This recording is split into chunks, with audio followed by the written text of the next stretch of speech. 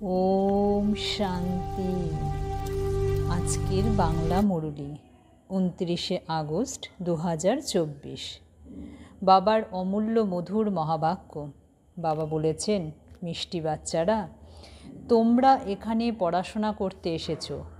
তোমাদের চোখ বন্ধ করার প্রয়োজন নেই। পড়াশোনা চোখ খুলেই করতে হয়। আজকের প্রশ্ন জিজ্ঞেস করেছেন বাবা, বাচ্চারা, ভক্তিমার্গে এমন কোন অভ্যাস ভক্তদের মধ্যে থাকে যা এখন তোমাদের মধ্যে থাকা উচিত নয়? উত্তরে বাবা বলেছেন, ভক্তিতে যে কোনো দেবতার মূর্তির সামনে দাঁড়িয়ে কিছু না কিছু চাইতেই থাকে। তাদের মধ্যে ভিক্ষা করার অভ্যাসই হয়ে যায়। লক্ষ্মীর সামনে দাঁড়িয়ে ধন ভিক্ষা করবে, কিন্তু তাতে প্রাপ্তি কিছুই নেই। বাচ্চারা, এখন তোমাদের এই অভ্যাস নেই। আমরা তো বাবার অবিনাশী উত্তরাধিকারের অধিকারী। তোমরা সত্যিকারের বিচিত্র নিরাকার পিতাকে দেখতে থাকো। সেটাই তোমাদের সত্যিকারের উপার্জন। ওম শান্তি। বাবা বলেছেন যে আত্মাদের পিতা বসে আত্মাদের বোঝান যে এ হলো পাঠশালা। এখানে কোনো চিত্র অর্থাৎ দেহধারীকে দেখবে না। এখানে কাউকে দেখলেও বুদ্ধি যেন ওই দিকেই থাকে, যার কোনো চিত্র নেই। স্কুলে বাচ্চাদের অ্যাটেনশন সর্বদা টিচারের দিকেই থাকে, কারণ তিনি পড়ান, তাই তার কথা অবশ্যই শুনতে হবে, আর তারপর রেসপন্ডও করতে হবে। যখন টিচার প্রশ্ন জিজ্ঞাসা করবে তখন স্টুডেন্ট ইশারা করবে, তাই না? আমি উত্তর বলছি। এখানে এ হলো বিচিত্র স্কুল, কারণ এখানকার পঠন পাঠন বিচিত্র অদ্ভুত। যিনি পড়ান তার কোনো চিত্র নেই, তাই চোখ খুলেই পড়তে বসা উচিত, তাই না? স্কুলে টিচারের সামনে কি কেউ চোখ বন্ধ করে বসে? ভক্তি মার্গে চোখ বন্ধ করে মালা জপ ইত্যাদি করে সন্ন্যাসীরাও চোখ বন্ধ করে বসে। তারা নারীদের দিকে দৃষ্টিপাতও করে না, যাতে মন সেই দিকে কুপথে চলে না যায়। কিন্তু আজকাল দুনিয়াও তমপ্রধান। বাচ্চারা, বাবা তোমাদেরই বোঝান, এখানে তোমরা যদিও শরীরকে দেখো, কিন্তু বুদ্ধি সেই বিচিত্রের স্মরণেই থাকে। এমন কোনো সাধু সন্ত নেই যারা শরীরকে দেখলেও স্মরণ সেই বিচিত্রকেই করে। তোমরা জানো যে এই রথে ব্রহ্মার শরীরে এসে সেই বিচিত্র বাবা আমাদের পড়ান। তিনি বলেন, আত্মাই সব কিছু করে, শরীর কিছু করে না। আত্মা শোনে। আধ্যাত্মিক জ্ঞান বা লৌকিক জ্ঞান আত্মাই শোনে এবং শোনায়। লৌকিক টিচারও আত্মাই হয়।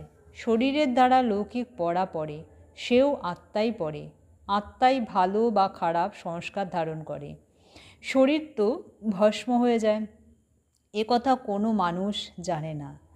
তাদের তো দেহ অভিমান থাকে যে আমি অমুক, আমি প্রাইম মিনিস্টার। কখনো এভাবে বলবে না যে আমি আত্মা, এই প্রাইম মিনিস্টারের শরীর ধারণ করেছি। এও শুধু তোমরাই বুঝতে পেরেছ। সব কিছু আত্মাই করে। আত্মা অবিনাশী, এখানে শরীর ধারণ করেছ স্বভূমিকা পালন করার জন্য। তাই আত্মা যদি না থাকে তাহলে শরীর কিছুই করতে পারবে না। আত্মা যখন শরীর পরিত্যাগ করে তখন শরীর একটি লাশ হয়ে যায়। আত্মাকে এই চোখ দিয়ে দেখতে পাওয়া যায় না, এ তো সূক্ষ্ম, তাই না? তাই বাবা বলেন যে বুদ্ধির দ্বারা বাবাকে স্মরণ করো। তোমাদের বুদ্ধিতেও আছে যে আমাদের শিব বাবা পড়ান, এনার ব্রহ্মার মাধ্যমে। এও অতি সূক্ষ্ম, বুঝবার মতন বিষয়। কেউ সঠিকভাবে বোঝে, কেউ আবার এতটুকুও বোঝে না। এখানে বোঝার মতো অনেক কিছুই আছে। আলফ অর্থাৎ ভগবান বাবা।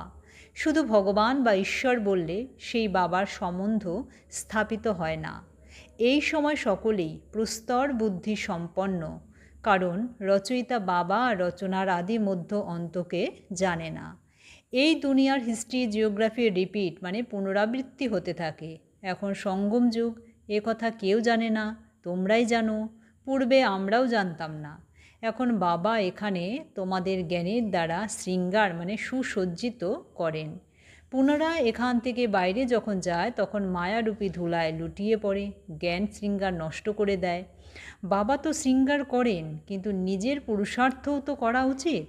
অনেক বাচ্চারা মুখে এমন কথা বলে যেন জংলি, মনে হয় যেন শৃঙ্গার করা হয়নি, সব ভুলে যায়। লাস্ট নম্বরে অর্থাৎ পিছনে যে স্টুডেন্ট বসে থাকে, পড়াশোনায় তার বেশি মন থাকে না। হ্যাঁ, কারখানা ইত্যাদিতে কাজ করে ধনবান তো হয়ে যায়, কিন্তু তারা কিছুই অধ্যয়ন করেনি। আর এ তো অতি উচ্চ পড়া, পঠন পাঠন ব্যতীত ভবিষ্যপদ লাভ করতে পারে না। এখানে তোমাদের কারখানা ইত্যাদিতে বসে কোনো কার্য করতে হবে না, যার দ্বারা ধনবান হবে। এই সব কিছুই তো বিনাশ প্রাপ্ত হবে, সঙ্গে যাবে শুধু অবিনাশী উপার্জন। তোমরা জানো যে মানুষের যখন মৃত্যু হয় তখন সে শূন্য হস্তে চলে যায়, সঙ্গে করে কিছুই নিয়ে যায় না, কিন্তু তোমরা হাত ভরে নিয়ে যাবে। একেই বলা হয় সত্যিকারের উপার্জন। তোমাদের এই সত্যিকারের উপার্জন হয় 21 জন্মের জন্য। অসীম জগতের পিতাই তোমাদের সত্যিকারের উপার্জন করান। বাচ্চারা, এই ব্রহ্মা এর চিত্রকে দেখো, কিন্তু স্মরণ করো বিচিত্র বাবাকে, কারণ তোমরাও আত্মা। তাই আত্মা তার নিজের পিতাকেই দেখে, ওনার কাছেই পড়ে। আত্মা আর পরমাত্মাকে তোমরা দেখো না, কিন্তু বুদ্ধির দ্বারা জেনে যাও।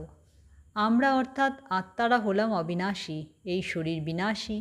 বাচ্চারা, এই বাবা যদিও সম্মুখে তোমাদের দেখে, কিন্তু বুদ্ধিতে রয়েছে যে আমি আত্মাদের বোঝাই।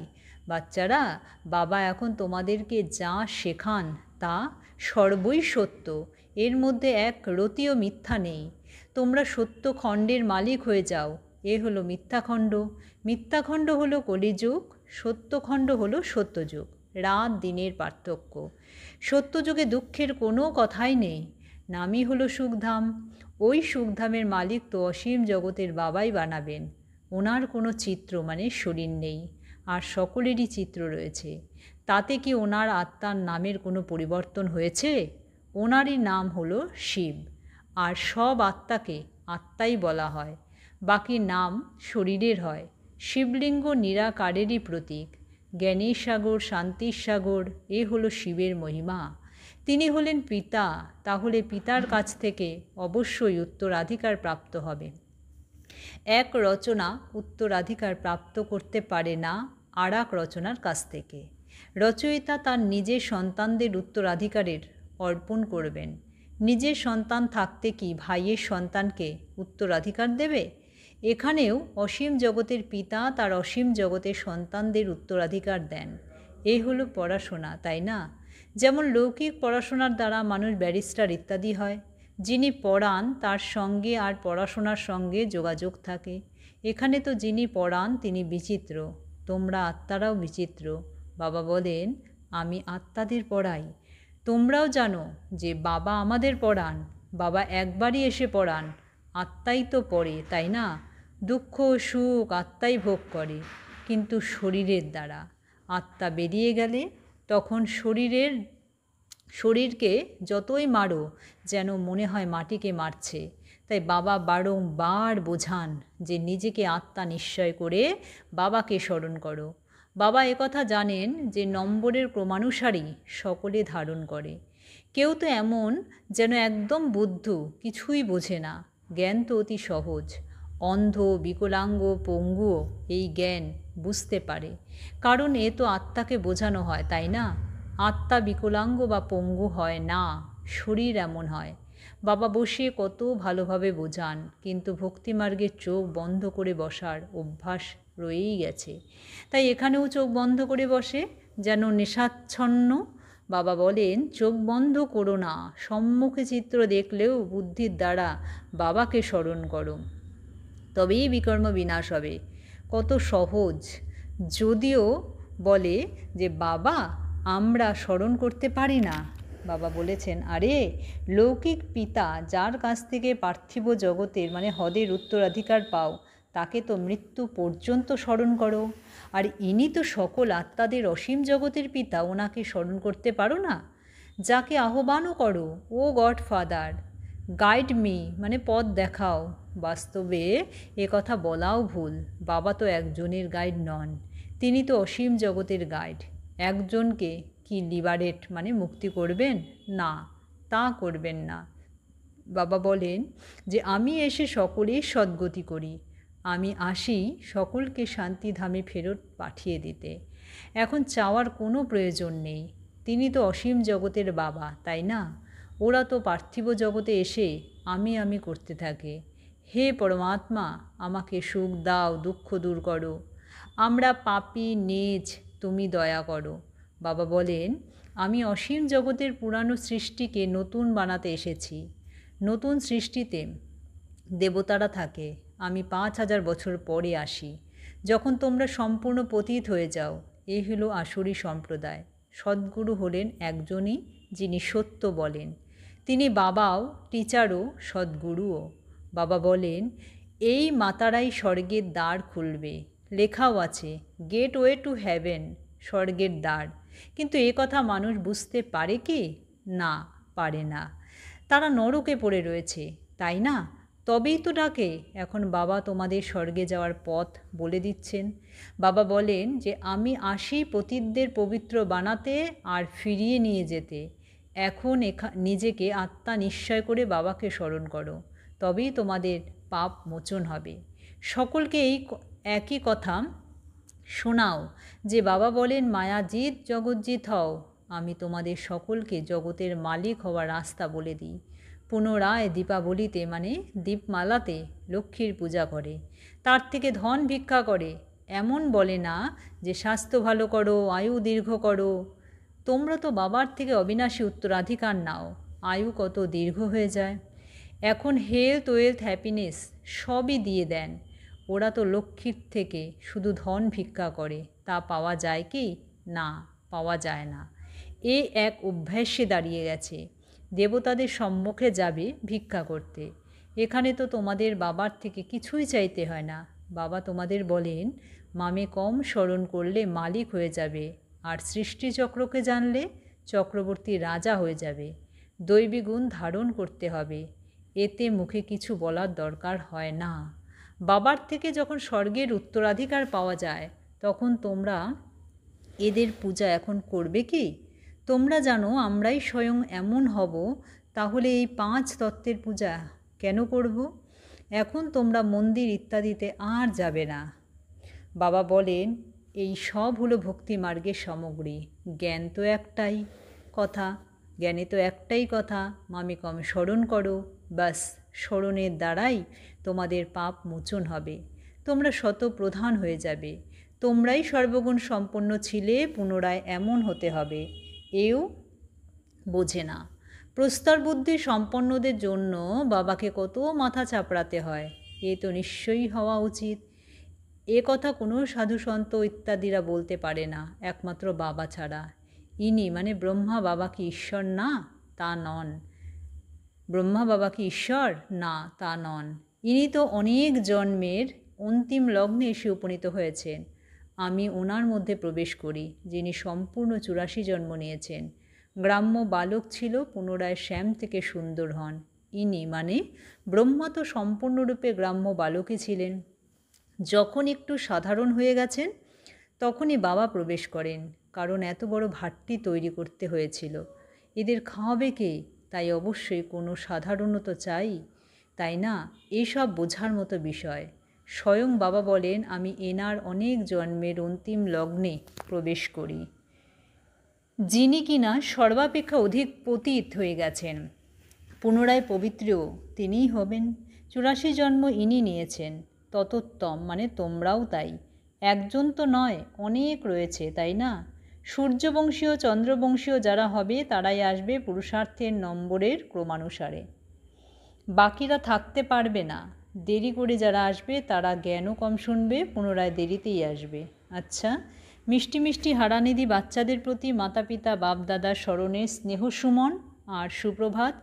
আত্মাদের পিতা তার আত্মারূপী বাচ্চাদেরকে জানাচ্ছেন নমস্কার, আর আত্মারূপী বাচ্চারাও তার আত্মারূপী বাচ্চার পিতাকেও জানাচ্ছেন নমস্কার।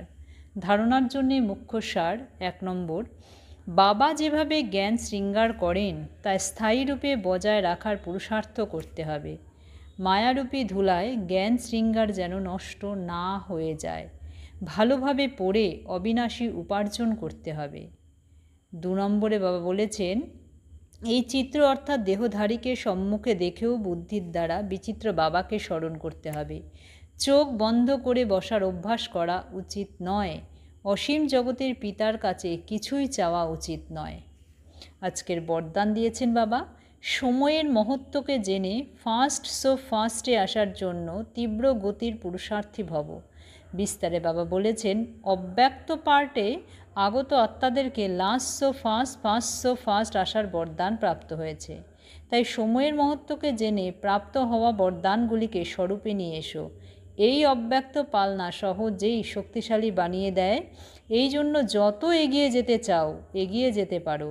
বাপদাদা আর নিমিত্ত আত্মাদের সকলের প্রতি সদা সামনের দিকে উড়ে যাওয়ার আশীর্বাদ থাকার কারণে তীব্র গতির পুরুষার্থের ভাগ্য সহজ প্রাপ্ত হয়েছে। আজকে স্লোগান দিয়েছেন বাবা, নিরাকার তথা সাকার এর মহামন্ত্রের স্মৃতিতে থেকে নিরন্তর যোগী ভব। ওম শান্তি।